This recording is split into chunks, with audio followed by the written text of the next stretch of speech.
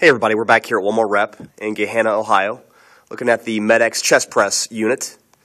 So I'm going to zoom out a little bit here so you can get a wide view of the machine.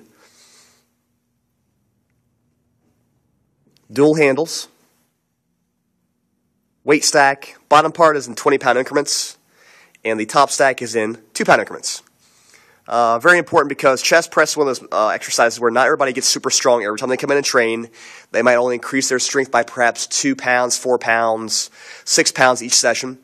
So most machines that you look at have 10-pound, 20-pound increments. So if you don't get 20 pounds stronger every time you train, what do?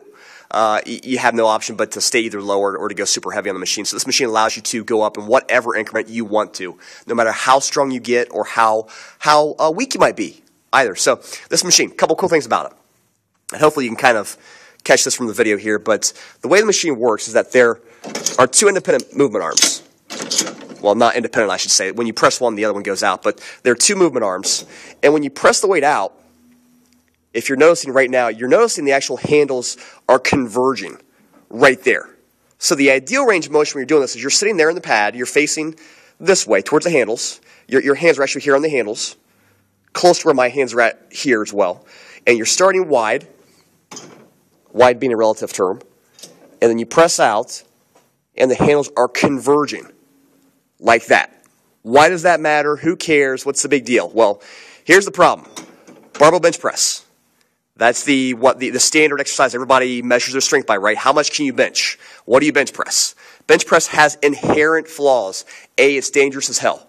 Dangerous, dangerous, dangerous. Many people have run their rotator cuffs, blown their shoulders out, or even drop the barbell on their heads. And I'm not kidding about that last point. It happens every year. Somebody's training by themselves or with a spotter, and they've got heavy weight on there, and the spotter's not paying attention or simply can't handle the amount of weight that the guy has, or girl, and the weight falls on the person's head, and the next thing you know, they're in the hospital and or they are dead. So that's a real serious thing. Exercise is meant to make your body better and improve your life, not hurt you, not injure you, not cripple you, not kill you. So, A, this machine has safety going for it. You're never going to drop the machine on your head or the handles on your chest. If you happen to fail prematurely and you drop the weight, it just goes back. And likewise, there's a predetermined range of motion. There's a stopping point and a stopping point. If I have you sitting in this chair here, the weights are not going to go way back behind your shoulder. So if you happen to drop the weight or fail, the weights are going to fly 2 feet behind you. It's going to stop at that predetermined range of motion at a safe level. So that's important there. And also on top of that, like we were talking about, how the handles converge.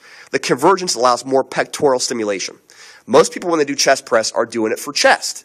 Not everybody, but a lot of people. They think that's the premier chest exercise, and that can be true, but the best way to train your chest is to do a pec fly, chest fly motion. And what does that encompass? That encompasses you doing like a tree hug or like a hugging motion. You want to kind of have that hugging motion, like a bear hug type of motion going on. So you really can't get that very well by doing a chest press or a bench press because your hands are out kind of wide. How do you get around that? Well, you can get around it by using this machine. You start wide, and now you're converging, and you're doing a semi-chest fly pec deck motion here. So towards the very last few inches of the exercise, you're crunching the handles in, squeezing the handles, and you're contracting your pecs to a very high degree right there. So this machine really is basically a chest press / chest fly machine. Very effective way to train your chest. Now, we get this a lot.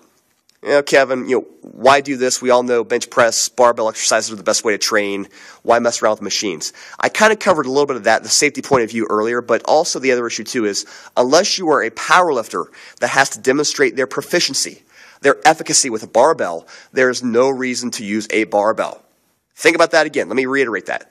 Unless you're a power lifter who actually has to demonstrate his or her ability in a competition with a barbell, there is no reason to play around with barbells. They have inherent flaws, a lot of issues with them, danger issue, the issue of, like this, you can converge your hands. You can't do that with a barbell. A barbell, your hands are stuck statically. You cannot move your hands. If you're moving your hands, something crazy is going on. So with a barbell, your hands are stuck at a predetermined width. And when you press out, your hands are nowhere close to being converged like this machine. So this is a great machine, great way to train your chest, great way to do it safely. On top of that, if you have shoulder problems or range of motion problems, you can set the machine up to accommodate you. If you can only come back a half range of motion, let's say you've had a shoulder surgery or you've had some sort of rotator cuff injury and you can only come back halfway and not full range, we can set the machine up so it only comes back halfway. You can't do that with a barbell. A barbell is going to go down to your chest. So, all right, guys, that's the chest press machine here at one more rep. I'll see you later.